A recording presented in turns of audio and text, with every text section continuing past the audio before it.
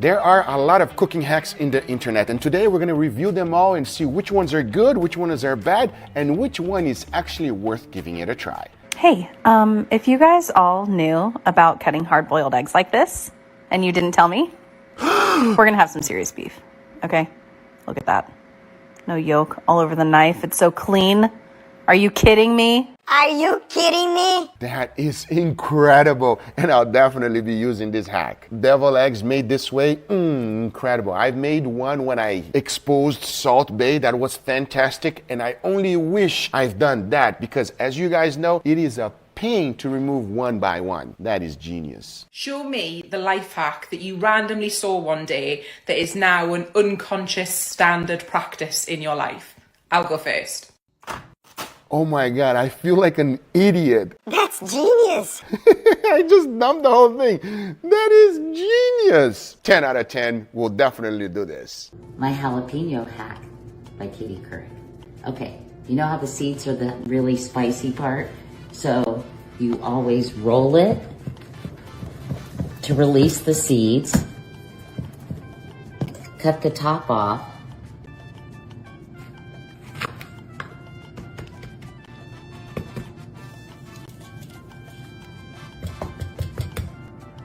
Voila, a seedless jalapeno. This is a waste of time.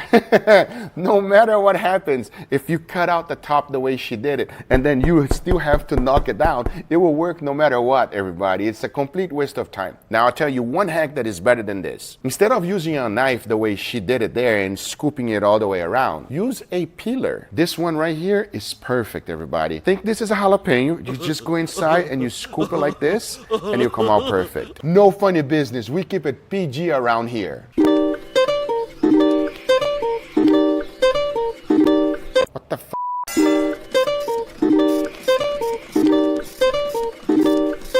This is terrible. This is the worst advice you can give anyone, everybody. This is something you should never do. Whenever you're sous vide everything, the packaging that they give it to you in the store versus the one that you're supposed to be cooking with is different. They go for the cheapest package there is so that they can transfer the savings to you. You, on the other hand, have your own responsibility to have BPA-free type of packaging. Whenever you're cooking sous vide, it must be BPA free. Never cook sous vide meat on its own packaging. Even a Ziploc bag is safer than what he just did. This is a fat cap. I'm going to show you why you should always cut the fat cap on your steak. When you cook a steak, the meat shrinks faster than the fat. Pretend for a second that this knife is the surface of the pan. The fat cap can often create a gap between the meat and the pan, which creates gray spots on the steak and even prevents an even sear. To prevent this, we cut the fat cap on both sides at an angle to allow all the meat to have even contact with the surface of the pan. What this does is it results in an even sear all the way across the steak with no gray spots. Perfect edge-to-edge sear, no gray spots, that's why we cut the fat cap. Never cut the fat cap as he's explaining it to you, everybody. This is not a very good idea, and I'll tell you the reason why. If you are worried about you're not getting the perfect sear because of the shape of your steak, the first thing you want to do is sear the fat first. When you sear the fat first, you're gonna get that nice, beautiful caramelization that we all love, and the fat will become super, super soft, and then it will allow you to get perfect contact with the pan. Don't cut the fat off, man. Fat is delicious. You are paying for it. Make sure you eat it. Fat is flavor, baby. I'm gonna show you a really cool hack for if you're making mashed potatoes this time of year. You're gonna take your potatoes, and I just want you to take a paring knife and just go around really, really gently. And then you're gonna pop these into boiling water, and I wanna show you how easily the skin comes off. Potatoes are done boiling, and I wanna show you how easy it is to remove the skin. You're gonna take one end and just slide your hand, and all that skin comes off. Let's do it again. I love this hack. I hope this saves you time this holiday season. So this definitely works. I've tried it before, but at least to me, it did something that I did not enjoy. And that is that you have to overboil the potato in order for it to come out. When you're boiling it too much, a little bit of water gets inside of the potato and it reduces the flavor. But if you're feeling lazy and you just don't want to peel the potato and do that, it's good. And another tip I could give you is that don't use these potatoes for mashed potato. I like gold potatoes. It just tastes way better. We're eliminating food waste and bringing this bread back to life. First up, take your loaf of bread and put it under the tap until it's completely soaking with water. Now, pop it in a hot oven, 200 degrees, for about 5 minutes. slightly longer for larger loaves. And look at that. All you need now is a lot of butter and someone to eat it. Hell yeah, that one works, everybody. I've done it, but I did not put that much water. Usually, I just put a little bit sprinkle with my hands. This man went all in and dunked some water in there. And since he's using a nice French baguette, which is extremely crusty, I guess more water, more better, right? That's how you bring bread back to life. Here's a simple hack that I use to save money on ribeye steaks. And you can do this in most stores. Head over to your meat section, find your ribeyes, and stop! Not those. Come on over this way because you're looking for the large vacuum sealed packages of meat like these. You're looking for ribeye whole or rib roast. Stores like these take these ribeye roasts, slice them, package them into 4-pack trays, and bump the price up 20% or more. See that? But here's the most important thing that'll assure you don't waste your money on a shitty rib roast. From end to end, choose the thickest roast possible for maximum cap meat. This one, yes. That one, hell no. This is a great tip and it definitely works, but most importantly, you should be looking for marbling throughout the meat. If you buy a big roast and you rub the edges, you'll be able to tell the marbling. That is even a better hack than this one right here. Because obviously the grocery store will charge you for their time to slice the steaks. But often they make mistakes and they give prime grade steaks for the price of choice. So always look for those great intramuscular fat marbling. But these are the cooking hacks of the internet. I hope you guys enjoyed this video. If you did, hit that thumbs up. If you're not a subscriber, be sure to subscribe and we'll see you guys in the next one. Take care, everybody. Bye-bye. Thanks RecTech for sponsoring this video. A perfect medium rare steak is the best way to have one. However, there are people out there that loves well done steaks. Today I'm going to show you how to trick them to eating the perfectly medium rare steak that looks well done. You can use any steak you like, but for this video I chose filet mignon. So the first thing to do is to get them seasoned. For that I like to keep it simple. A good amount of salt followed by freshly ground black pepper and garlic powder. Most people make this mistake. They don't season the edges. I do. Make sure to season the board first and then roll the steak right on top of it. Now to cook the steak, today I'm going to be using the reverse sear method. First, I'll place all of my steaks on a cooling rack. Then into an oven it goes until it reaches an internal temperature of 135 degrees Fahrenheit. As that was happening, it was perfect because it allowed me time to go ahead and make a side dish. And this one is as easy as it gets. The first thing we need to do is some cream cheese. Open up the package just like this. I'm going to be making two variations for you. One, I'll be using my rub. So the first thing to do is to make some indentations on the cheese just like this. Using the tip of the spoon makes quick work. Then you want to add some type of meat that has been previously cooked. I'm going with chorizo. Once that was added, I folded all of the edges of the wrapping and use it like a boat. For the easier version, I'm just using my barbecue rub and did the same exact thing with the edges. In the end, take a look. We got two little cream cheese boats ready for the smoker. And for that, I'm going to be using my RecTech Dual Fire. Now this grill is something that you've never seen before. That I can guarantee you. Yes, it is a smoker, but it has two chambers. One that you can smoke nice and slow, and another one that is straight up super hot. When I say hot, I'm talking about it reaches 1000 degrees Fahrenheit. This section will be used for searing steaks and putting a nice crust on anything. And the other one to smoke. Talking about that, I chose the temperature at 250 degrees Fahrenheit. You see, we're just trying to put a nice smoky flavor on that cheese. So inside it goes for about 45 minutes. Once the time is up, I took it out, and as you can see, we got a nice color. You can leave it on the wrapping just like this if you like. However, I don't like the way it looks, so I like to go ahead and remove the wrapping. Just keep in mind that the cheese is going to be extremely soft. To go along with it, I like to use some crostini bread. Now to finish it up, I added a tiny bit of honey right on top, followed by some parsley for color. Now that is today's side dish. Absolutely delicious. Talking about delicious, by this time my filet mignons were fully cooked. Just like sous vide steaks, they don't look great at all. That's because we gotta put a crust on them. For that, I threw in a little bit of avocado oil and heat up the pan. Got it smoking hot and started to sear the filet mignons. Here's the crucial part. You don't want to overcook this. It should be done no more than 2 minutes per side. Because in the end, take a look. You're looking for a nice golden brown color, not burn. Once that's done, the next thing to do is to get rid of all of the oil that was used. And I like to clean my pan really nicely. Many people make the mistake of putting the steak back immediately. Then they go ahead and add thyme, butter, and garlic. I've seen this done so many times. But if you're gonna trick someone, get the steaks out of there. There's no need for them to be on the pan right now. If not, they're gonna overcook. Melt the entire butter. Infuse thyme and garlic into that butter. As soon as the butter starting getting nice and brown, just like this, lower the heat to almost nothing. Now add in your steaks. Baste them as much as you think is needed without overcooking any of them. The goal here is to allow the brown butter to stick to the steaks. That is what produces an incredible flavor. Once that's done, let all of the steaks rest. As once you take a slice, look, perfect medium rare. It's still extremely juicy, and we're gonna keep this exact temperature, but it's gonna look like it was well done. Let me show you. Using the pan with the brown butter, put it in there for less than 10 seconds. Do one side first, then immediately the next side. And that's it. Remove it quickly. We're just trying to get rid of the pinkness. Inside, it is still perfectly medium rare. I mean, take a look at both steaks. Medium rare on the top, well done on the bottom. Now the question is, will this fool anyone? Well, let's find out right now. And there we have it, gentlemen. What do you guys think? I think I got the good side of the table. Damn, bro, that's hella overcooked. No, that's not well done. That's congratulations right there. Don't knock it until you try it. Some mean, people I'll like pass. well done steak, not us. No. And A little bit of honestly, pink. this will be the very first time you guys are eating a well done steak. So, enough. Please go to this one. Try it. Yes, sir. Let me know. I can go there too, right? Yes, No, 100%. Leo. Cheers. Cheers.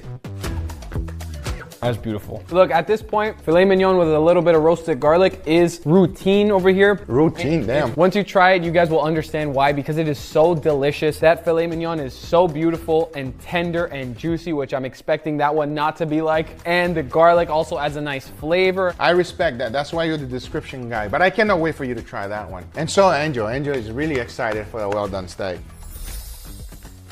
This might be an experiment that I can wait to try. Enough talking. Please, gentlemen, dig in. Do I have to though? Yes, you have to. I don't want you to cut the steak or anything like that. I want you straight up, just go like this and take a bite and tell me what you think. Be honest. That's kind of with a me. big piece. Cheers, everybody. Cheers. Oh, that's delicious. Yo. That is not dry You at ate the all. whole thing. One bite, baby. That's good. See, I bit it, and you can tell that it's medium rare on the This is inside. not well done. You cook this like each slice was a steak. Exactly. So basically, there are some people in my family, let's not name any names, right? My mom. Angel? Don't say it, bro. I mean, my mom. So she only likes well done steak, and abuela as well. They don't like to see the pinkness. And this is a way I like to trick them, because they eat my steaks and they say, Guga, your well done steak is the best steak in the world. well, there's my trick, everybody. And most people don't like the medium rare steak because it's pink. There's no other reason. It just puts them off. I'm very surprised, Guga. You definitely tricked me, because I thought I was about to bite into a piece of rubber, but I was totally wrong. That is so tender, so juicy. It's fantastic to use. Do it to your family members. If they like well done steak, they'll be quite surprised. And I'll promise you, they will say that that is the best well done steak they ever had in your life. But let's make it official and try out the side dish. You ready? Cheers, everybody. Cheers. Oh, that, wow. Sweet, savory, spicy, cheesy, creamy. Description guy. You can taste all of the individual elements in this. You get a little bit of bite from the chorizo. You get that sweetness from the honey, that smokiness from the cream cheese. It all blends together beautifully. Plus, it's on a nice crunchy bread, so you have that textural element as well. That is amazing. It is delicious, everybody, and I highly recommend you making it. Give it a try. You will not regret it. I hope you guys enjoyed this video. If you did, hit that thumbs up. If you're not subscribed, be sure to subscribe. Remember, everything I use is always in the description down below. Thank you so much for watching, and we'll see you guys on the next one. Take care, everybody. Bye-bye. Thanks Strong for sponsoring this video. On today's video, we are making focaccia, but not any focaccia, the real deal, the original recipe. Now, I'm no expert, but I have somebody that is. My good friend Vito. Hello, guys. Welcome, my brother. Believe it or not, Vito, this is my first time having focaccia. So we have to make it super special then. We are, and we are gonna combine it with some nice, beautiful steak and a sauce. It is going to be absolutely delicious, everybody. Enough talking, let's begin. The first thing to do, prepare the polish. How is the polish done? 300 grams of water, 5 grams of yeast, 5 grams of honey. Now we mix. Now we add 300 grams of flour. Now we mix until it's all one dough. This is what you're looking for. The consistency is all one piece, one dough. Now we cover up. Couple of holes, this way the polish can breathe, and we let it rest 1 hour at room temperature and then 16 to 24 hours in the fridge. Voila, nice. Amazing. And fermented. Okay, Guga, so to make the things simple and easier, you have to use a mixer. So first of all, put the whole polish inside the machine. Before starting the machine, add the extra 5 grams of dry yeast. Now add the super cold water. Save this on the side. Now let's add 700 grams of flour. This is a strong flour, so we're using the bread flour. So now speed the one and turn it on. You can set up the timer there for 20 minutes and make sure you don't pass the 20 minutes. Now add 1 potato. Okay. Try to add inside the machine. Perfect. Okay, so now that we see that all the sides are clean and everything is incorporated, now we're gonna go ahead and add 24 grams of salt. Little by little, we have to add all the water, but you have to speed up a little bit the machine. If you go too slow, the machine will not be able to catch the dough. Now that we finished to put all the water, go ahead, little by little, you add the olive oil. The same way, exactly. Yeah, but we speed up a little bit the machine. Like even this. more? Now this little bit, put it on top of the counter. That's it. Okay, little bit of olive oil. That's fine. Pull it. Perfect. You see how elastic it is? Yeah, super elastic. It's like rubber. Right. And that's the goal that we want. I mean, take a look at this, everybody. That's crazy. Look at this. Little bit of olive oil on top, tap, everywhere. So what do you want to do here? We want to create more air inside the dough. Got it. How we do that? Like that, look. Go under and try to open it. Oof. Go under, open it. Wow. Open it. It's like a pillow. Yes. So now, quick movement. If it gets sticky like that, use a quick spatula like that. But it's not a big, you should not stick. So now, from here, you have to go lift it up. We want the dough to be nice and smooth. Look. Wow. Little bit of olive oil on top. Tap on top. So now go ahead and close it and let it rest for 30 minutes. Boom! Voila! Wow. This amount of dough makes 2 focaccia. Cut this dough in half. Okay, perfect. Detach it from the table. We're gonna take out all the air from the inside of the dough. Make sure you make a ball. We need a lot of olive oil. Why do we need so much olive oil? Because that's the typical thing of focaccia. It's like a fry and in the oven at the same time. Now, with your hands or palm, just put olive oil everywhere. And now grab it like that and put it inside. Right in the middle. Olive oil on the top like that. Wow, you're not kidding about the olive oil. No, I'm not kidding. Super important, keep the focaccia in a flat counter. So grab a little bit of plastic wrap and just lightly leave it like that. So we're gonna let it rest the dough for about 45 minutes now. As the focaccia is getting ready, we're gonna make a quick, simple sauce. First, we add in some cilantro, followed by garlic, mayo, some cochucaro, black pepper, and a pinch of salt. To give it a nice, smooth consistency, we add a little bit of water. Now we blend everything up. And there we have a sauce for our focaccia sandwich. 45 minutes pass by, and this is... Got all the ingredients here ready to go. Yes, ready to go. It's super simple. Okay. We need tomatoes, Kalamata olives or any kind of olives, okay. Salt, and more olive oil, and oregano. That's why focaccia is good. Okay, watch. Okay, I'm Get gonna the olive copy oil you. from the side and Okay. put it in your hands. Now watch this. That's how you stretch, okay? Be careful. You're gonna press. This is one of the most satisfying things in cooking, Vito. Now, handful of olives, dump it like that everywhere. Now with the finger, press the olive inside. Oh, all the way inside? It's gonna come out outside anyway. Now get the tomato, and then break it a little bit. It needs to be break on the focaccia, and then press. Break it. And just press it on the focaccia. Now, olive oil. More olive oil. Everywhere. Okay. Cannot be shy with the olive oil. No. Now salt, oregano, and I present to you the focaccia original Barese in the world. At this point, we let it rest for 20 minutes at room temperature before putting it in the oven. So to make this wonderful focaccia sandwich, we're going to be cooking this beautiful piece of meat. It is a Marboni Score 8-9 ribeye cap. I season it with salt, pepper, garlic powder, and it's now ready for the grill. To cook this, you got to be careful because you got to put a nice quick sear. If not, you're going to overcook it. Notice that as soon as I put it in, there's not that much seasoning, everybody. That's what I want. Remember, we're trying to put a nice crust. Now, I'll cook it in indirect heat until I reach the internal temperature of 135. While the focaccia is going into the oven, let me thank today's sponsor, Dow Strong. Dow Strong is back and they are slicing their prices. You don't want to miss out on these deals. If you've been watching my videos for a while, then you already know how much I love these knives. They're some of the coolest and sharpest knives I've ever used. And right now, Dow Strong has their seasonal sales, so you can get your hands on some premium Dow Strong knives for a discounted price. Talking about premium knives, check out their brand new Barbarian series. These gotta be the manliest knives I've ever seen. Come on, man. Barbarian. Made with high quality Swedish steel, they got a stabilized wood handle, an arrowhead blade cutout, plus a grooved and perforated design. I know what I'm asking Santa for this year. You do not want to miss out on these awesome knives. Don't forget that right now, Dalstrong has their seasonal sale, so you can get some incredible knives at an affordable price. Just click the link on the description to find out more. Thank you, Dalstrong, for sponsoring this video, but now let's get right back to it. We got the beautiful steaks ready to go. Can we cut it? Yeah, let's take it out. Wow, it comes out very easily. Nothing stuck. Look at this. Oh my God, Vito. I cannot believe I made that. Look how soft it is. Look. Wow. The moment of the truth. I'm so excited. You don't understand. Super light to cut. Oh, really? Very crunchy. Ta-da! Wow. Sponge texture.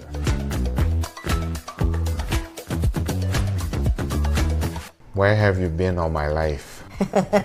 We got the steaks ready, we got the sauce ready. So this is basically the cheese that is inside the burrata. Stracciatella. Stracciatella. Let's do this. Wow. I think this is perfect combination with the meat. Now we add the steak. Probably the people in Bari, where I'm from, they're gonna say, what the hell is he doing? Now to finish, not too much. You know, we just want to be nice and gentle with it. Just a tiny bit. Now we put the focaccia right on top. And that's wow. Now that is something I really, really want to eat. The honors is all yours. Go ahead and cut this beast. All right, let's go. Oh my God. Oof. Wow. It's like the perfect marriage. Italians and Gugas. All right, ready? Cheers, everybody. I'm not kidding when I say this. That's the best sandwich of my life. You describe it there.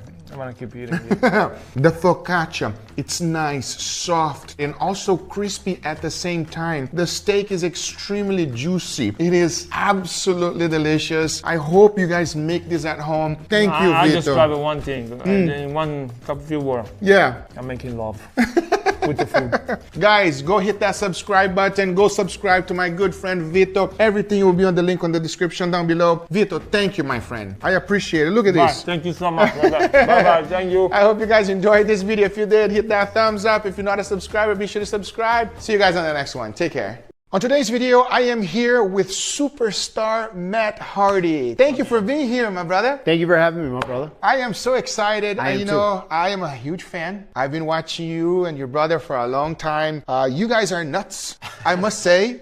We are animals of a different kind. Yes, exactly. But we're not just doing wrestling. I know you like to eat. Oh my God, nobody loves to eat more than me. Oh, my name's Matt Hardy, but you can call me Fat Hardy too. I love to down some good steak. Are you kidding me? Absolutely. We're going to be cooking some steaks together, and apparently I'm also going to get my butt kicked by you because I want to learn a little bit of wrestling. It might hurt a little.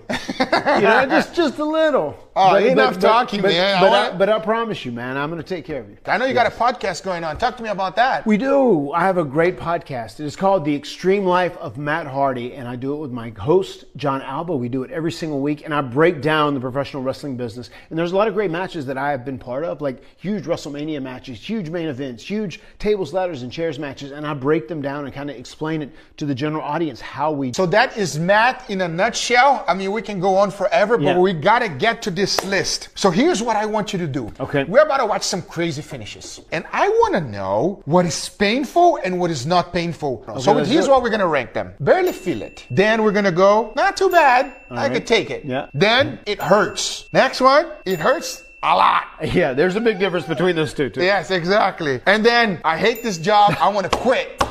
Yeah, I've had many of those moments over about 33 years. All right, so here we go. So we're about to rank them right now. You ready? Yes. All right, let's start up. Let's see. First, we got Edge and the Spear. Edge. He is one of my most personal rivalries of all time.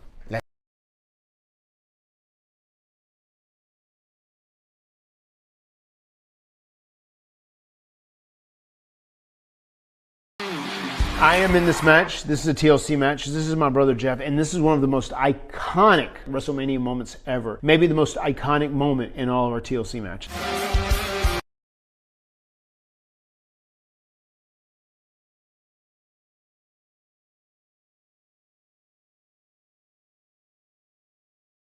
How are you not dead? That's a great question. And I often ask myself that every single day. This one right here, I hate this chair.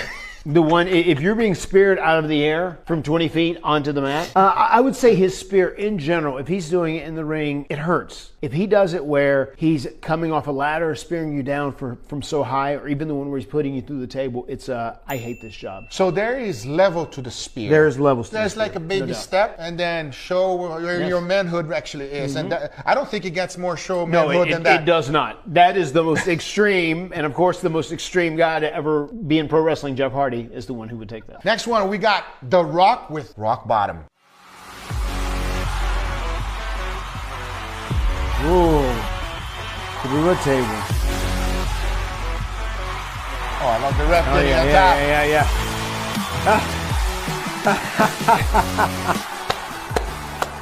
top. So apparently, like every single move you guys do, there is level. There of are pain. levels, yeah, because it kind of gets elevated. Yeah, You like you start off with baby step. if you up the ante. I would say the rock bottom in general is not too bad. And Rock is also a fantastic performer. He was very safe. His rock bottom though, once again, like I think it was not too bad. But like the time you're talking about, if it's up on a table, especially when he put Shane McMahon behind Triple H too, then that it hurts a lot. It hurts a lot, right? It hurts a lot. It depends on the level, I guess. Depends on the level. But yeah. on those, the one we see it, not that bad. Yeah. Not that bad. Yeah. Next one, we got Stone Cold with the Cold Stone Stunner. I can say that. How do you say it? The Stone Cold Stunner. Oh, look at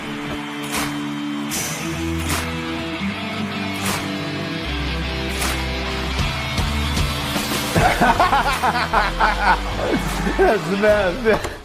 Matt, how about this move? Yeah. Tell me about this move. Where are we gonna put this one at? I gotta tell you, so I've taken some Stone Cold Stunners that have been very violent because he will grab you and he'll sit down hard with you. I would say the Stone Cold Stunner, I would rank it as, if you get a nice Steve and he's taking it easy on you, it hurts. But if he's gonna be a little more aggressive on you, it hurts a lot. Oh, it depends on his day. Oh, it depends on his day, and it depends on your relationship with him too. Oh, really? So if you play nice, he plays nice. Yes. Well, I'm about to play real nice because I'm hungry. You feeling hungry? I am starving. Before we go on to the next moves, which are absolutely insane, how about we cook some steaks? Oh my God, I'm salivating. Yes, All right, yes. Matt Hardy can kick ass. Let's see if he can cook a steak. You cook on that grill, I'll cook on this grill.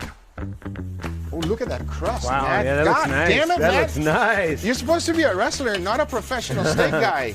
That looks beautiful. Obviously, it's going to be good. I'm learning from the best. We turn it over. Well, holy There that we looks go, amazing. yeah. I think you're done. You think so? I think so. You think we're done? Put it over there. Yeah. God damn it, look at that. Doesn't get better than that. You did a phenomenal job. They look fantastic. Thank you. I have the best teacher in the business. They look fantastic, Matt. So back of the knife, just one slice like that. Ooh. And then it's just the same technique. Here, Wow. down. Try it, please. Okay, Grab here we yours.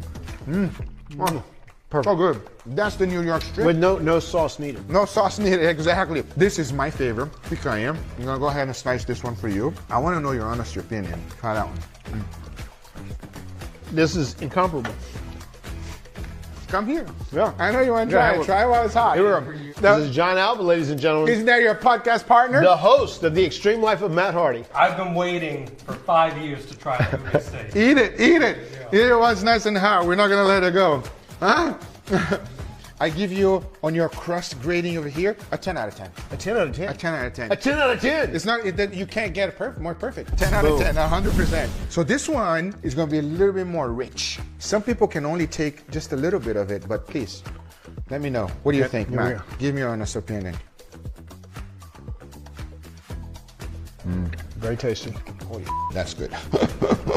That's great. A delicacy. Exactly. You have one little delicacy. bite, and you know, like caviar. Treat it like Right, caviar, yeah, basically. You know. Please, Matt, enjoy it. All right. So now we're gonna finish eating right here, and let's get right back to that list. How does the stomach feel? Feel better now? Oh my God, I have never been so happy. Well, I say what, the way you cooked that Japanese Wagyu A5. Was that okay? No. That was, I said it, 10 out of 10. I wanted to try and make you proud. I hope I did. You are almost, taking my job away, man. No, that'll never happen. I am so fulfilled right now. I feel so, that is the most amazing steak and beef and food I've just ever eaten. I'm gonna cook now all the time. Awesome. I mean, you taught me some of your magics. Are you ready to go into the next one? I am. Next one, we got Eddie Guerrero with the frog splash. Yes, Eddie You remember Guerrero. that? Oh, yes. I've taken the frog splash many times. Oh, boy. Here we go.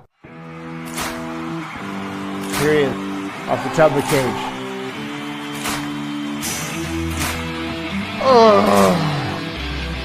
I'll be honest. I did a leg drop off a cage to my opponent. I couldn't walk straight for 3 weeks following that. And that's when I started scaling down on my leg drops. I'd been doing them for 15 or 16 years at that time. It was such a big bump and it compacted my spine so much.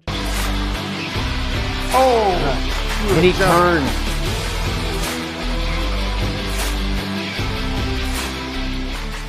That was a great moment for Eddie Guerrero. That's when he won the WWE World title, which people had told him his whole career that he would never be a world champion. He would never do this. He would never obtain that. And he came to WWE. He really excelled. He was such a great character performer, and the boss ended up loving him. And I love the fact that he pushed him. He beat Brock Lesnar, who was a legit killer, and he beat him for the world title, which was amazing. Out of that move, who feels the most pain? Him giving it or the receiver? I'll be honest, man. It's got to be, that is so hard on your knees. Coming off that cage, I would guess. How does he land what? Was it knee and elbows? Right here. Here, forearm? Yeah, his forearms and his knees. Ouch. Like, I mean, I cannot even knee on the floor by itself anymore. Right. I mean, I'm an old man now, but damn, bro. So he feels more than the guy on the bottom? I guess it would depend on how he hits the guy on the bottom. If he hits the guy perfectly and it's flush, it is very impactful, and I would probably say that it hurts. But if he would happen to drive a knee into you, or elbow into you coming up from that high, it would hurt a lot. So what are we going to rank this one? I am going to rank that one as it hurts a lot. Fair enough. Next, we got Randy Orton, the RKO.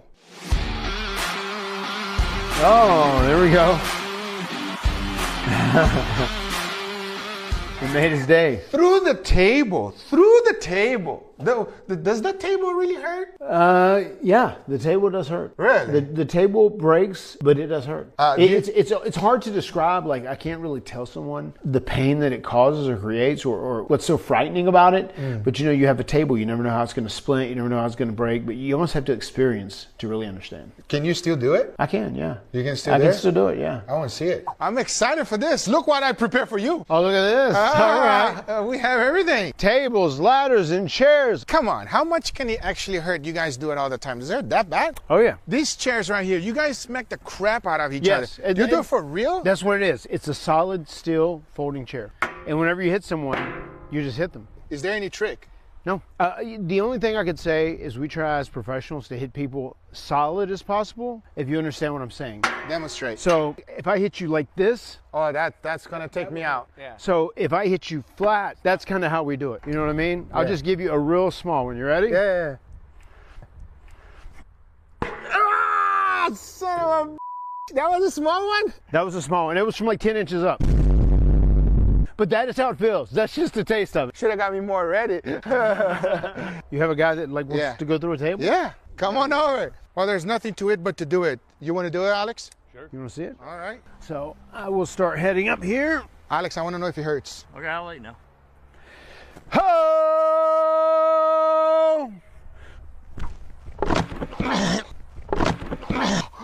Oh.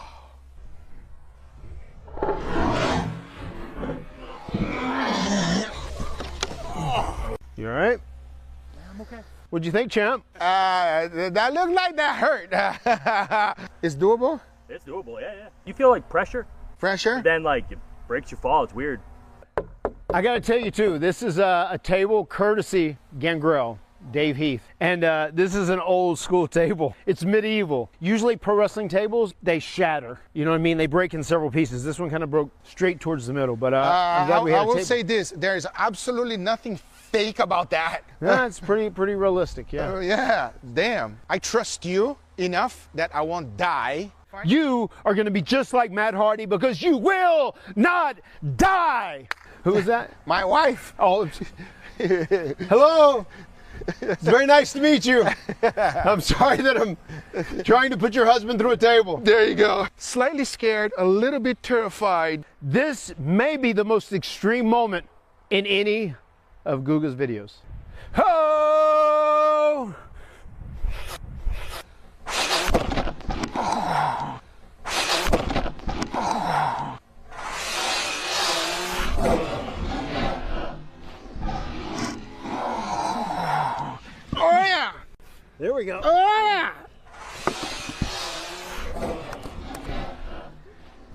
Oh, that was the moment of my life, man. Let's go. Go, Let's go. I understand why everybody's addicted to it. Yeah. It is an adrenaline rush. I cannot explain it. This man is a true champion. Yeah. In more ways than one, right here. My man. I can only imagine everything, the crazy things you've gone to it, just to be able to experience it a little bit is incredible. Thank you, man. Thank you, man.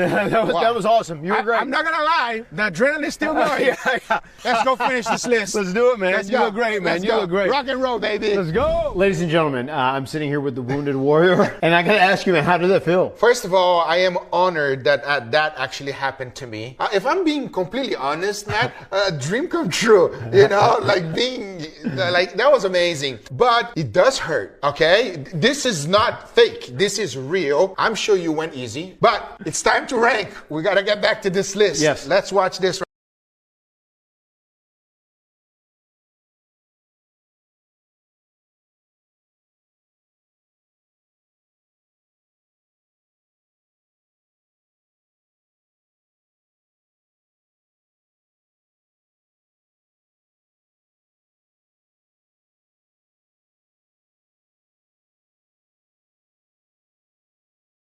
Let's rate that specific one. That was you. How was that one? I would say that because you're going forward where you're going on your face. And a lot of times it's tricky. It's much easier to fall on your back than it is on your chest and your face. So I would say with the RKO, it hurts. But like if you get it off that top, it hurts a lot. And if you get it off the top of that cage, it could be like, I quit this job. I want to see if we're going to get any barely feel it. It doesn't seem like it. There's not much of that. Much of that to go around in pro wrestling, unfortunately. Exactly. Let's watch the next one. RVD, then Terminator. Wow, with the ladder. With the ladder. Wow.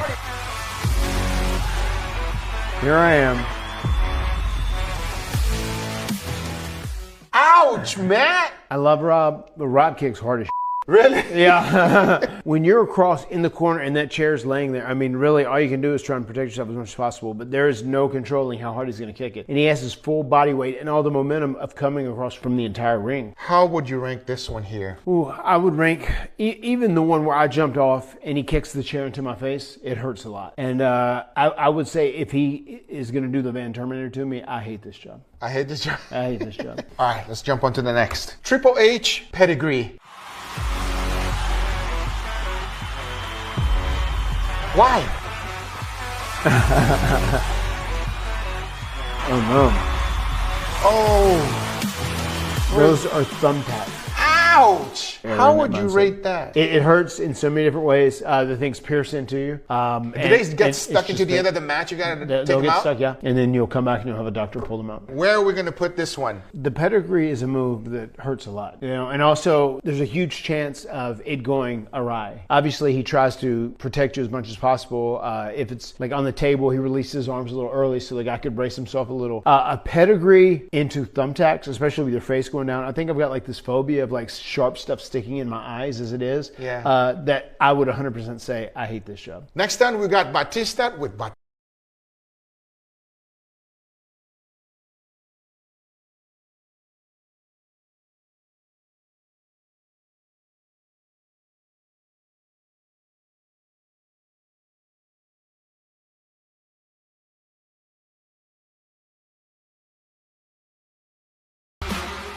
How was that? Do you remember now? Yeah, that was fun. That one was okay because he landed at the exact same time I landed. If you land at the same time, that's the best case scenario always. I would just say that this, it hurts. That would have killed me, just so you know. I don't buy that. I just saw what you survived out there. I don't know all that. The Undertaker, The Last Ride. The Last Ride. And for some people, it is their last ride. That just don't sound right.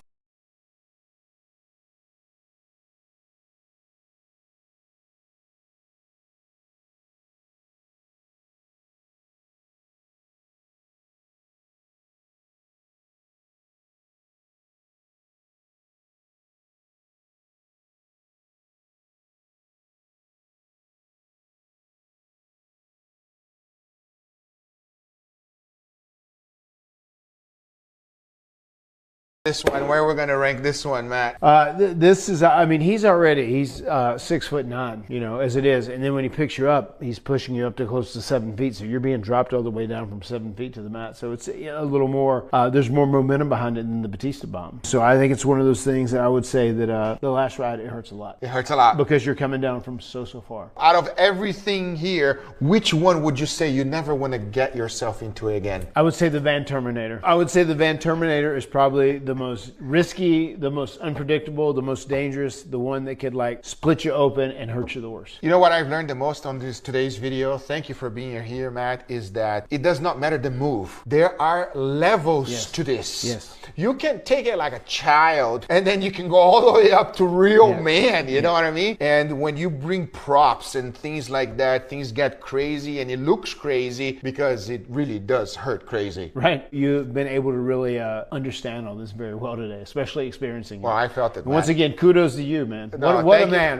What a man. Thank you for doing it to me. I wouldn't do it with anyone else. Thank you. Guys, make sure you guys go check out Matt's podcast. Everything will be on the link in the description down below. Thank you for being here. Thank you. Thank you for cooking with me. And thank you for smacking me through the table. Oh! I love it.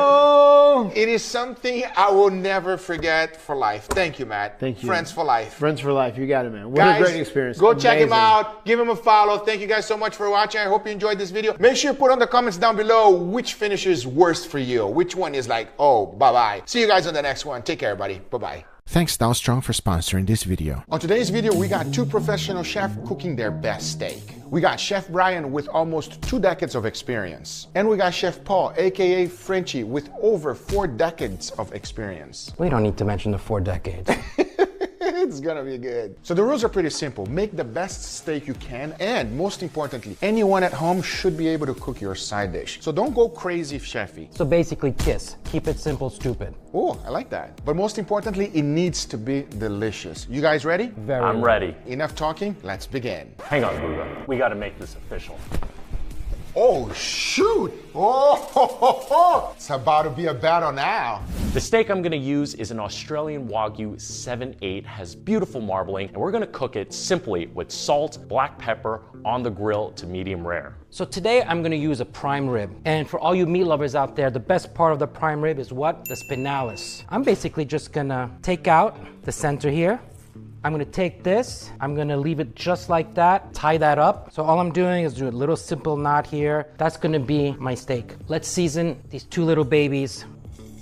So we're gonna get a nice sear. The secret, never touch it. Once it's in the pan, don't touch it, guys. Just gonna do 3 minutes on each side. All right, let's get our steaks cooking, and I'm doing this Guga style, where we're gonna get the sear started, but when the grill grate gets too hot, we're actually gonna shift it and then move it to the colder side of the grill grate. We're more focused on getting the heat of the charcoal to sear the steak. Spinny spin, Guga style. Look at that crust, so nice and even. Now we're gonna put it in indirect heat, pop in our thermometer, and cook it to 135 degrees. So what are we gonna do now? We're gonna add more butter now. I'm gonna add in some thyme, a little bit of smashed garlic there, and now we're just gonna baste. So now that our steaks are ready, we're gonna pull them out and let them rest. All right, steaks are now ready. I cannot wait to cut into these. Oh, look at that beautiful medium rare. Look at the juice. That Australian Wagyu. Woo! For my side dish, we're gonna start with a simple egg fried rice. First, scramble some eggs, get that cooked, and once that's ready, we're gonna put in some garlic and onions. Once those onions get translucent, we're gonna add some small chopped bell peppers. Next, we're gonna add in our day-old rice. Now, after we've got the rice cooked and imparted some wok hei, which is some of that smoky charriness that you can only get from a wok, we're gonna add some MSG, salt, white pepper, and finish with some sesame oil. But hang on, I wanna add one more ingredient to really take this fried rice to the next level. You don't need to do this at home, but I am actually gonna make a scallion confit using dry-aged beef tallow. I'm a meat and potatoes type of guy, so we're gonna do mashed potato. I'm gonna go by my main rule, KISS. Keep it simple, stupid. Basically, as few ingredients as possible and as few pieces of cooking equipment as possible. Now my dish is pretty heavy, so I wanna create some balance, and for this, I'm gonna do a chimichurri sauce. I do mine with cilantro and parsley, as well as fresh oregano, garlic. The more garlic, the better for me. I use jalapeno and a little bit of red bell pepper for color. Also red wine vinegar and lots of really high quality extra virgin olive oil. Just gonna mix this up, super simple. Beautiful chimichurri here. What's going on here? I'm making chimichurri. What are you doing here? It looks very complicated. Can you leave me alone, please? Listen, if you don't stop disturbing me, I'm gonna start eating this in front of you. You were holding on to that, weren't you? You know what? Listen, don't make me eat this in front of you. Oh, Okay? no. Yeah, no, what? no. If you need to get rid of a Frenchie, all you have to do is eat some green peas in front of him.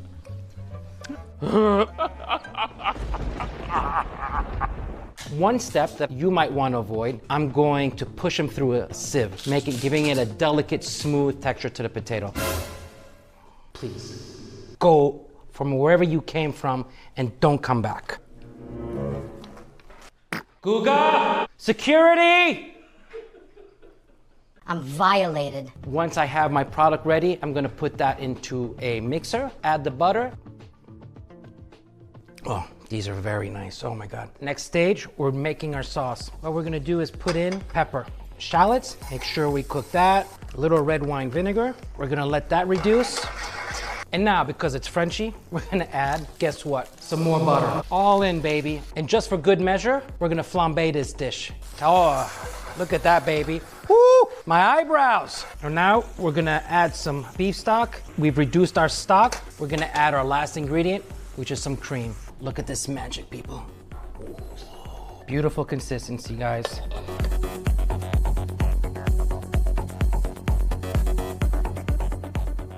And here we have our Australian Wagyu strip steak with egg fried rice, a little bit of raw egg yolk, scallion, confit, dry-aged beef tallow. Good to go. I'm putting my little mashed potato portion here. A base coat of sauce. Don't worry, guys, we're gonna put some more. Here's our steak. Here's our garlic and herbs from our cooking process. We didn't waste anything. And like I promised, guys, more sauce. I'm a simple man.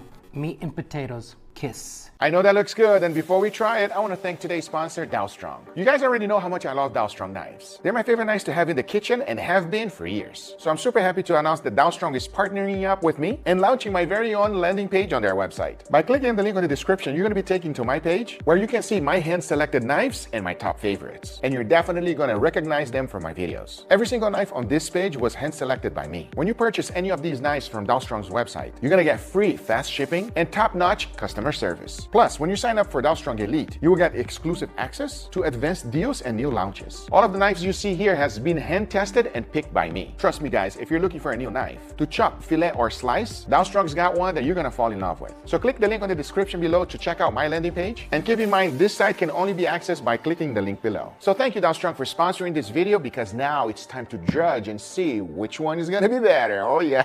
About to be a real good day. All right, everybody, here we got our beautiful steak today, gentlemen. I must say, very nice presentation. Oh yeah. Beautiful. This is not a regular Guga Foods presentation. This is fancy. No offense to you, Guga, but. So here's the deal. We got two professional chefs. Can you leave me alone, please? Listen, if you don't stop disturbing me, I'm gonna start eating this in front of you. Don't make me eat this in front of you. I just want your honest opinion. Tell me if you like it, if you don't like it, whatever you guys want to say. It is 100% up to you. Which one should we go first? I feel like we gotta go with classic first. Let's go with classic. I would like to show how this steak is cooked, everybody. Perfectly medium rare. Leo and Angel are actually on vacation today, so you guys get to enjoy. Stay on vacation so that I can eat more. Enough talking, let's give it a try. Cheers, everybody. Cheers. Wow. Oh my God. The epitome of fine dining. It's such a good classic steak au poivre. It's very peppery, very creamy from all the butter. That only makes it better. Steak is beautifully cooked, like we like it, medium rare. Mashed potatoes, creamy, sauce, creamy, peppery, how I like it. Like I said, fine dining. Hold your horses. That was the first dish. We still got a second one. This one here, Chef Brian Sal put actually an egg yolk in here. Oh, he knows what he's doing. I'm a sucker for egg yolk. Knows what he's doing with this group. I think that's everything in one bite right there. Enough talking, let's give it a try. Cheers, everybody. Cheers. Wow. Oh man. What an explosion of flavor in your mouth. Jesus. It's like Asian cooking and fine dining. They're completely different from each other. The difference to me in the two is, like we said, fine dining, Asian, but this one has that more homey feel, which I love. I'm a homebody. Man, that freshness that the chimichurri brings to the steak, paired with the richness from the egg yolk and the rice, is perfect timing. It's talking to you, David. He agrees.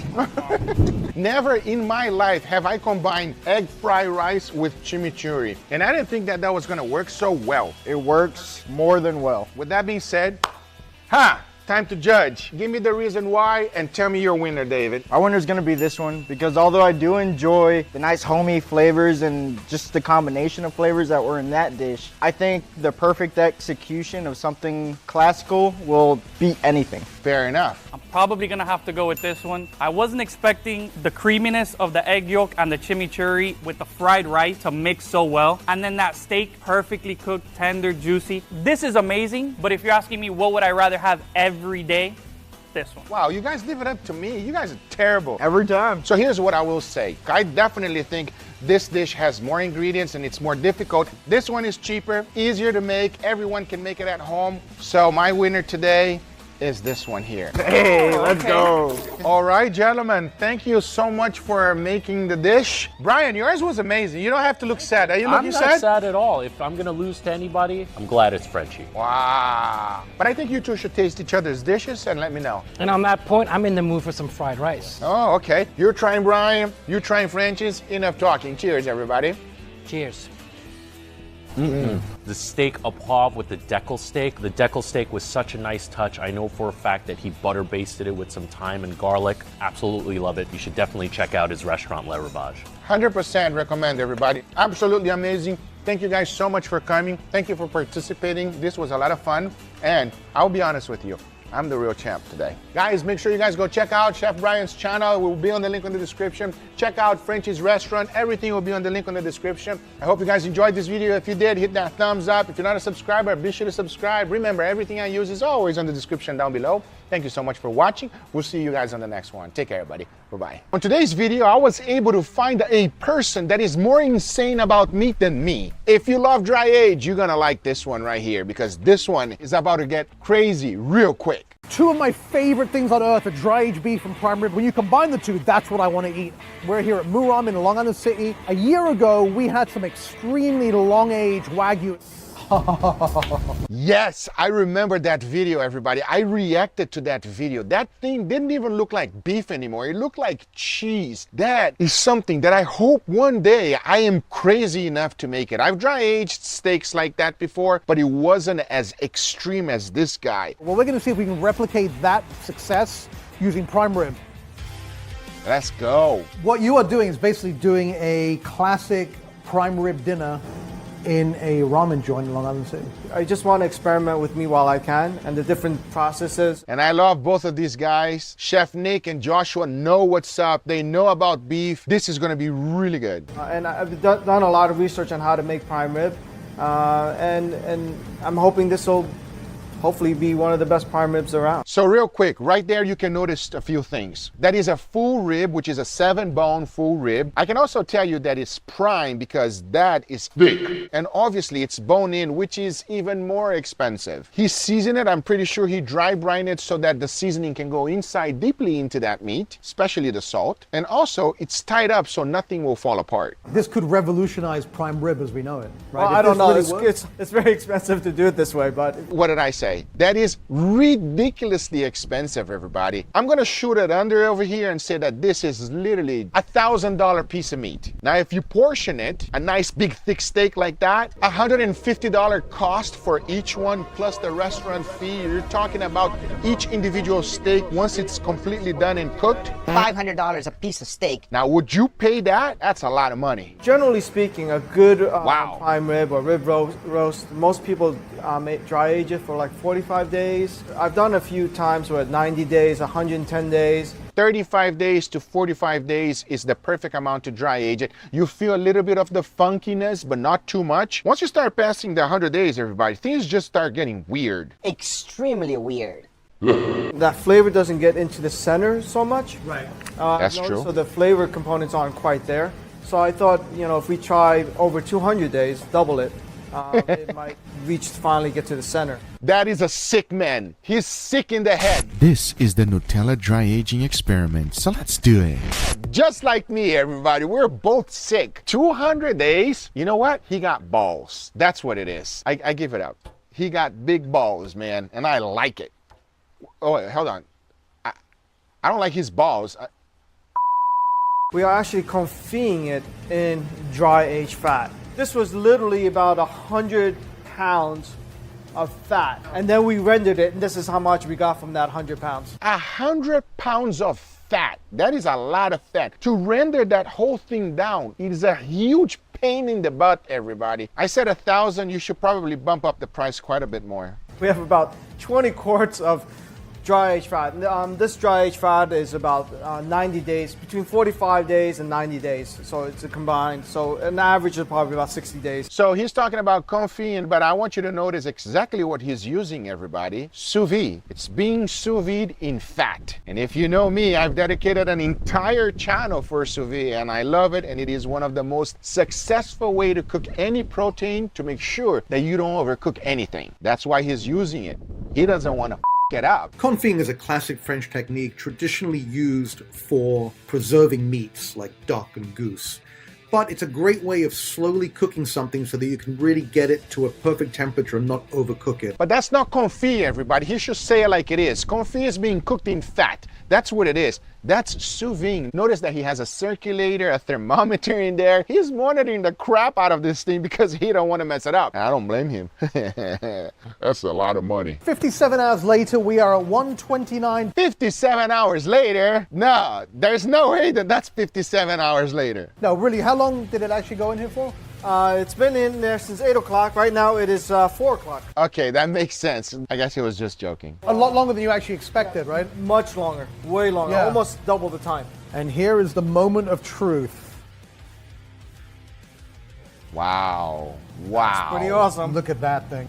Just like whenever you cook any sous vide, whenever you take it out of the bag and you remove it, it's great, it's not sexy, it doesn't have a crust. It's lacking that beautiful thing that we all love, everybody, which is Maillard reaction, which is what you want. That savoriness, crust, delicious saltiness is so desirable. We here are addicted to it. No crust, no good. But before moving forward, let me thank today's sponsor, ZBiotics. We all have busy lives these days and can't afford to waste a day stuck on a couch because of a few drinks the night before. ZBiotics is the answer we've all been looking for. ZBiotics Pre-Alcohol Probiotic is the world's first genetically engineered probiotic. It was invented by PhD scientists to help you feel better the morning after drinking. And here's how it works. When you drink, alcohol gets converted into a toxic byproduct in the gut. It's this byproduct, not dehydration, that is to blame for your rough next day. ZBiotics produces an enzyme to break this byproduct down. Just remember to make ZBiotics your first drink of the night. Drink responsibly and you'll feel your best tomorrow. One bottle of ZBiotics is the same cost of one cocktail, but nothing beats the price of a fresh morning. Go to zbiotics.com/Guga or scan the QR code on the screen right now to get 50% off your first order when you use code Guga at checkout. You can also sign up for a subscription using my code so you can stay prepared no matter the time or occasion. ZBiotics is backed with a 100% money back guarantee, so if you are unsatisfied for any reason, they'll refund your money, no questions asked. Remember to head to zbiotics.com/Guga and use the code Guga at checkout for 15% off. But thanks ZBiotics for sponsoring this video, but now let's get right back to it. It ended up taking a lot longer than anticipated to bring it to the 129-degree mid-rare temperature the chef was looking for.